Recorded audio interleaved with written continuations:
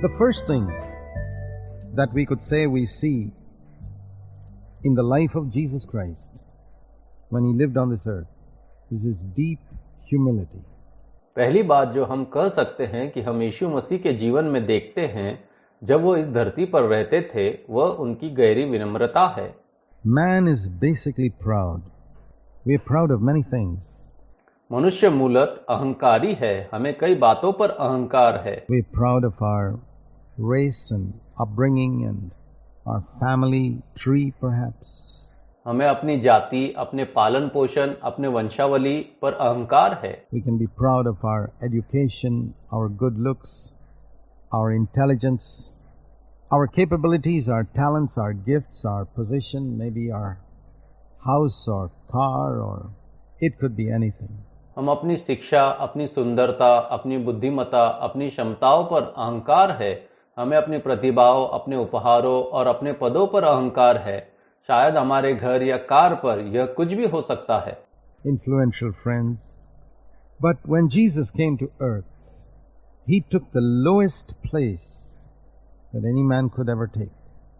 He came as a servant of everyone.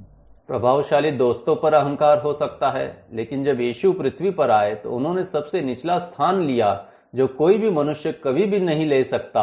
वह सबके सेवक के रूप में आए. Even though he was God. He was God manifest in human form. That's where we see the greatness of our God. इसके बावजूद वह परमेश्वर थे, वह मानव रूप में प्रकट परमेश्वर थे. यही हम अपने ईश्वर की महानता को देखते हैं. You know, we can see the greatness of God in creation. The stars and the planets and so many wonderful things and the snowflakes. आप जानते हैं कि हम सृष्टि में ईश्वर की महानता देख सकते हैं. तारे, ग्रह और बर्फ के टुकड़े जैसी कई अद्भुत बातों में. The little atoms which our eye cannot even see. All these things contain the wonders of God. छोटे परमाणु जिन्हें आंखें भी नहीं देख सकती, इन्हीं सभी बातों में हम ईश्वर की आश्चर्य समाहित है. To the one who reads the scriptures, to the true disciple of Jesus Christ, the greatness of God is not seen in these wonders of the universe. लेकिन जो पवित्र शास्त्र पढ़ता है, यीशु मसीह के सच्चे शिष्य को आकाश मंडल के इन आश्चर्यों में महानता दिखाई नहीं देती है. It is seen in the humility with which God came to earth in human form. यह उस विनम्रता में देखा जाता है जिसके साथ परमेश्वर मानव रूप में पृथ्वी पर आए.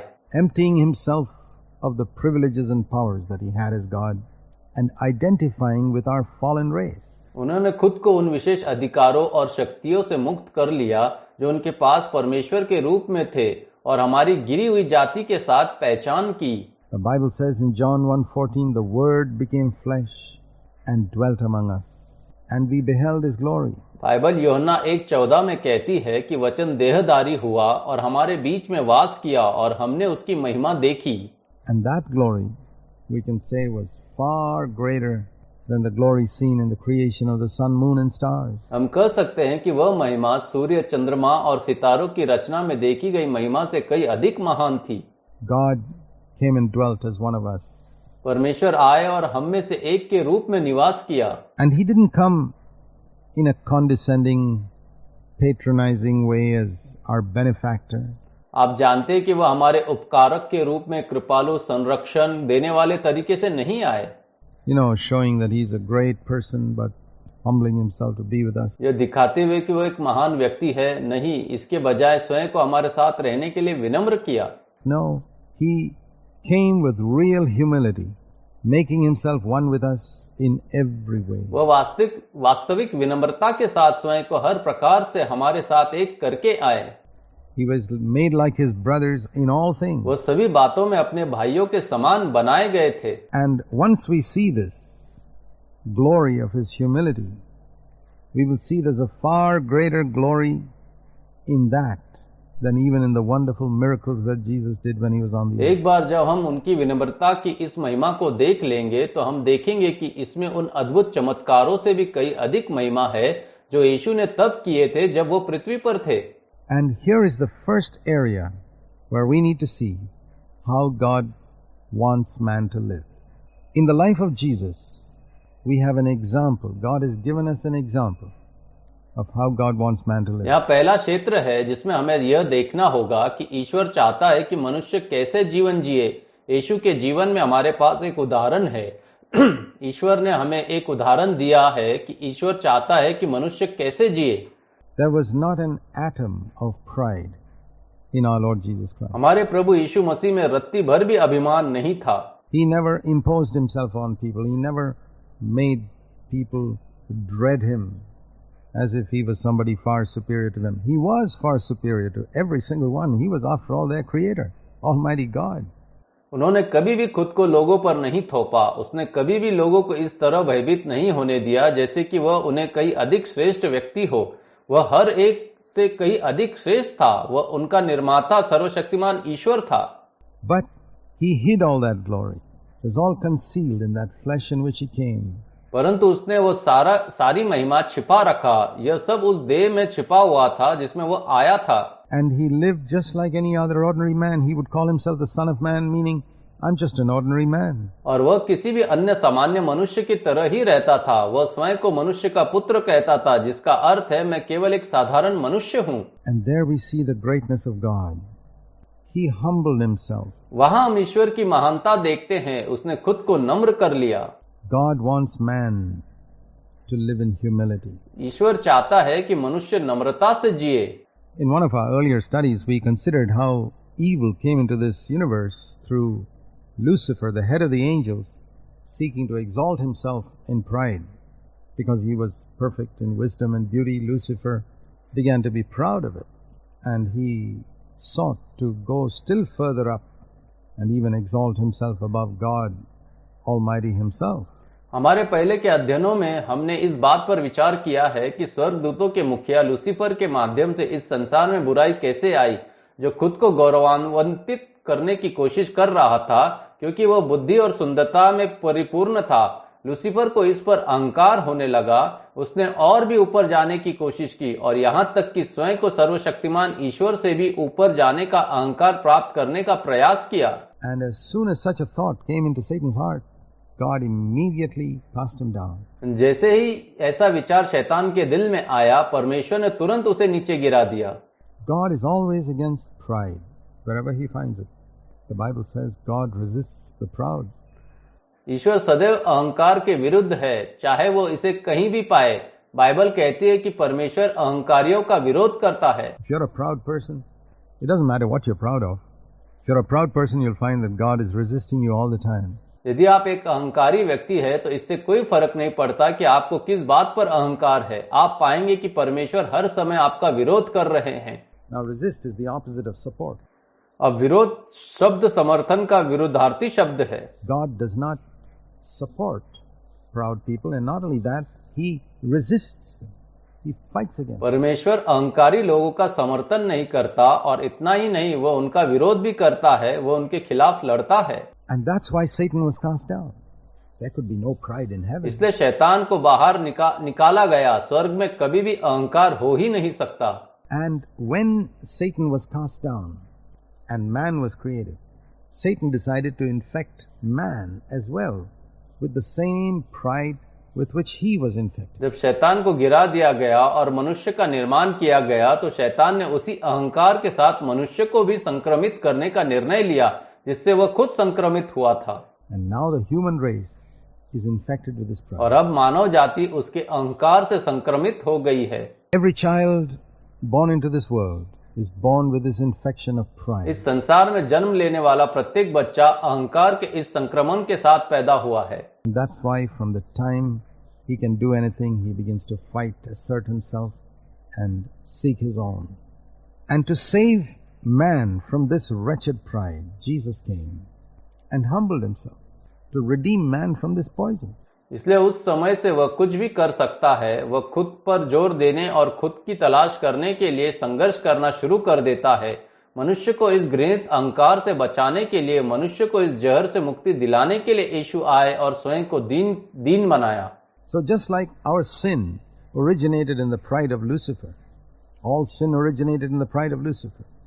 In the same way, redemption originated in the self-humbling of Jesus Christ. तो जैसे हमारा पाप लूसीफर के अहंकार में उत्पन्न हुआ, सभी पाप लूसीफर के अहंकार में उत्पन्न हुए हैं, उसी तरह मुक्ति की उत्पत्ति यीशु मसीह के आत्म विनम्रता से हुई है। See, these are two completely different spirits operating in the world. We need to understand this. देखिए, ये दो बिल्कुल अलग आत्माएं हैं जो संसार में काम कर रही है। हमें इसे समझने की जरूरत है। There's the spirit of pride, always seeking to exalt itself, push other people down, show that we are greater. And then there's the spirit of humility of Jesus, always seeking to go down. वहाँ अहंकार की आत्मा है जो सदैव स्वयं को प्रसन्न करने, अन्य लोगों को नीचे ढकेलने, यह दिखाने की कोशिश करती है कि हम बड़े हैं। और फिर यीशु की विनम्रता की आत्मा है जो हमेशा नीचे जाने की कोशिश करती है। So, it's very easy for you to know how much of the mind of Christ you have in your own life. इसलिए आपके लिए जानना बहुत आसान है कि आपके जीवन में यीशु मसीह जैसा कितना मन है। Here's the answer.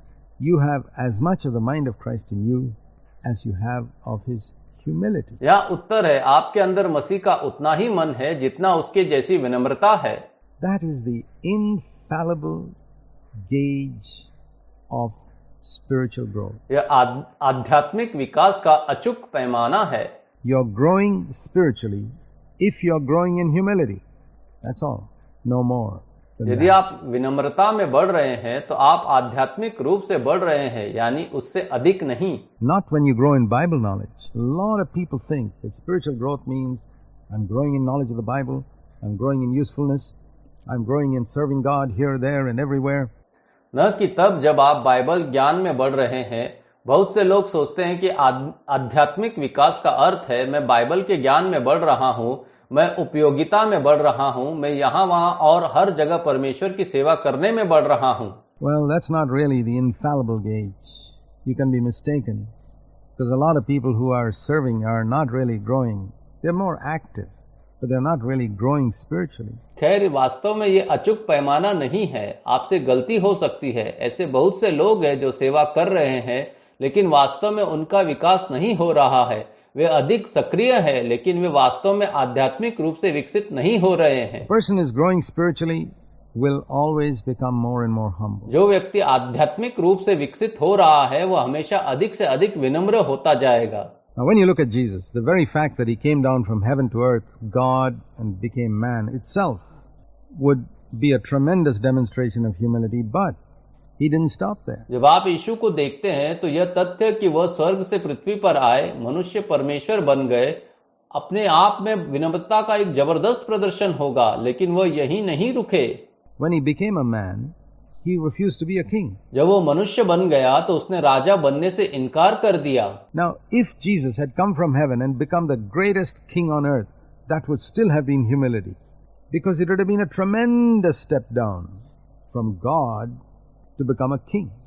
But the wonderful thing we see here is he went still further. अब यदि यीशु स्वर्ग से आए होते और पृथ्वी पर सबसे महान राजा बन गए होते, तब भी यह विनम्रता होती, क्योंकि परमेश्वर से राजा बनने के लिए नीचे आना एक जबरदस्त कदम होता। लेकिन जो अद्भुत बात आप यहाँ देख रहे हैं वह यह है कि वह और भी आगे चला गया। He refused to be a king. We read once that when people tried to crown him, he just ran away. उन्होंने राजा बनने से इनकार कर दिया। हमने एक बार पढ़ा था कि जब लोगों ने उसे ताज पहनाने की कोशिश की तो वह वहां से भाग गया। When he became a man, he humbled himself and he became a servant of everyone. He became like a slave. जब वो मनुष्य बन गया तो उसने स्वयं को दीन बना लिया और सभी का सेवक बन गया। वह एक गुलाम की तरह हो गया। He often used to tell his disciples, I didn't come here for you people to serve me. I came to serve you. वो अक्सर अपने शिष्यों से कहा करते थे, मैं यहाँ तुम लोगों से सेवा करवाने के लिए नहीं आया हूँ, मैं आपकी सेवा करने आया हूँ। That's how God is, you know. God's nature is to serve and help and bless other people. And the more you have of God's nature in you, what will you do? तुम्हें पता है परमेश्वर ऐसा ही है। परमेश्वर का स्वभाव अन्य लोगों की सेवा करना, सहायता करना और आशीर्वाद देना है। जितना अधिक आपके अंदर ईश्वर का स्वभाव होगा, आप क्या करेंगे? The more you will seek to serve and bless and help other people. उतना ही अधिक आप अन्य लोगों की सेवा, आशीर्वाद और सहायता करना चाहेंगे। You will not seek to promote yourself and show yourself as great. आप स्वयं को बढ़ावा देने, स्वयं को महान दिखाने का प्रयास नहीं करेंगे। See, unfortunately, even among those who call themselves Christians and Christian leaders, one finds very often a spirit of self-exaltation. That's so contrary to the Spirit of Christ. दुर्भाग्य से उन लोगों में भी जो स्वयं को मसीही और मसीही प्राचीन कहते हैं, अक्सर आत्म उत्साह की आत्मा पाई जाती है। यह मसीह की आत्मा के बिल्कुल विपरीत है। Jesus never exalted himself. He told his disciples not to use titles. यीशु ने कभी भी अपने आप को प्रसन्न नहीं किया। उन्होंने अपने शिष्यों से उपाधियों का प्रयोग न करने को कहा। And he said, you must be just brothers, just like all the others. We're here to serve one another. उन्होंने कहा, तुम्हें बिल्कुल भाइयों की तरह होना चाहिए, बाकी सभी की तरह। हम यहाँ एक दूसरे की सेवा करने के लिए आए हैं। Jesus demonstrated by his life that a person's position and wealth and accomplishments and family status all have no value. यीशु ने अपने जीवन में प्रदर्शित किया कि किसी व्यक्ति की स्थिति, धन, उपलब्धियां और पारिवारिक स्थिति सभी का कोई मूल्य नहीं है। It's humility alone that determines your value in God's eyes, primarily. यह विनम्रता ही है जो मुख्य रूप से परमेश्वर की नजर में आपका मूल्य निर्धारित करती है। Consider one fact. Do you know that you and I never had a choice as to which family we should be born in this world? एक तथ्य पर गौर करें। आप जानते हैं कि आपके और मेरे पास कभी कोई विकल्प नहीं था कि हमें इस दुनिया में किस परिवार में जन्म लेना चाहिए। You didn't choose the family you were born into, did you? आपने वो परिवार नहीं चुना जिसमें आप पैदा हुए थे। क्या आपने चुना है? We could say it was accidental, completely beyond your choice. आप कह सकते हैं कि ये आकस्मिक था, आपकी पसंद से बिल्कुल परे। I was born into a family which I never chose. You were born into a family which you never chose. मेरा जन्म एक ऐसे परिवार में हुआ जिसे मैंने कभी नहीं चुना। आपका जन्म एक ऐसे परिवार में हुआ जिसे आपने कभी नहीं चुना। We were just born into. आप केवल इसमें पैदा हो गए हैं। We were born in a country which we didn't choose, into circumstances we didn't choose. हम एक ऐसे देश में पैदा हुए जिसे हमने नहीं चुना, उन परिस्थितियों में जिन्हें हमने नहीं चुना। There was only one person born into this world who could choose and determine beforehand where he will be born, when he will be born, in which town, in which building, in which town, in which family, everything. That was Jesus Christ. इस दुनिया में जन्म लेने वाला केवल एक ही व्यक्ति था जो पहले से ही चुन सकता था और निर्धारित कर सकता था कि वो कहाँ पैदा होगा, कब पैदा होगा, किस शहर में, उस शहर की किस इमारत में, किस परिवार में, सब कुछ वो केवल यीशु मसीह ही थे। From heaven he could have planned his birth perfectly, the exact date, the exact time, the exact location, the exact family. स्वर्ग से वो अपने जन्म की सटीक योजना बना सकता था, सटीक तारीख, सटीक समय, सटीक स्थान, सटीक परिवार। And what does Jesus choose? He chooses a poor, unknown carpenter's family in a place called Nazareth, which had a very bad reputation in Israel. और यीशु ने क्या चुना? वह नाजरेत नामक स्थान पर एक गरीब अज्ञात बड़े के परिवार को चुनता है जिसकी इजराइल में बहुत खराब प्रतिष्ठा थी। And it was a very poor family. Joseph was a carpenter. वह एक बहुत गरीब परिवार था। यूसुफ एक बढ़ई था। Not only that, Jesus was the only person who could determine where exactly he was going to be born. And what place does he choose? इतना ही नहीं, यीशु ही एकमात्र व्यक्ति था जो ये निर्धारित कर सकता था कि उसका जन्म वास्तव में कहाँ होने वाला है। उसने कौन सी जगह चुनी? A stable. A lowly stable where donkeys and cows and all were moving around. A dirty place. अस्तबल, एक गंदी अस्तबल जहाँ गधे और गाय और अन्य जानवर घूम रहे थे, एक गंदी जगह। This is the place he chose. And when you read in Matthew chapter 1, you read the family line. People are proud of their family line. He chose a family line of where there was a woman there called Tamar who committed adultery with her father-in-law. यही वो स्थान है जिसे उन्होंने चुना। जब आप Matthew 1 में पढ़ते हैं तो आप परिवार वंशावली के बारे में पढ़ते हैं। उसने एक पारिवारिक वंशा चुनी जिसमें तमार नाम की एक महिला थी जिसने अपने ससुर के साथ व्यभिचार किया था। Another one in that family tree was Rahab, who was a prostitute in Jericho. उस वंशावली में एक और थी जिसका नाम राहब था जो यरीहो में एक वेश्या थी। Another one was Ruth, who was a descendant of Moab, who was born as a result of incest. We read in Genesis 19. और एक रूत थी जो मोआब के वंशज की थी, अनाचार के परिणाम स्वरूप पैदा हुई थी। आपने इसके बारे में उत्पत्ति 19 में पढ़ा है। And one was Bathsheba, with whom David committed adultery. और एक बातशीबा थी जिसने दाऊद के से व्यभिचार किया था। This is the line which Jesus chose. यह वो वंशावली है जिसे प्रभु यीशु मसीह ने चुना था। Why did Jesus choose this type of humiliating line and a lowly place to be born? यीशु ने जन्म लेने के लिए इस प्रकार के अपमानजनक वंशावली और नीच स्थान क्यों चुना? Because he wanted to come underneath all of us to serve us. क्योंकि वो हम सब के नीचे आकर हमारी सेवा करना चाहता था। Remember, dear friend, this is the nature God wants you to have, to go underneath others, to serve them and bless them. याद रखिए प्रिय मित्र, ईश्वर आप में यही स्वभाव चाहता है कि आप दूसरों के नीचे जाकर उनकी सेवा करें और उन्हें आशीर्वाद दें।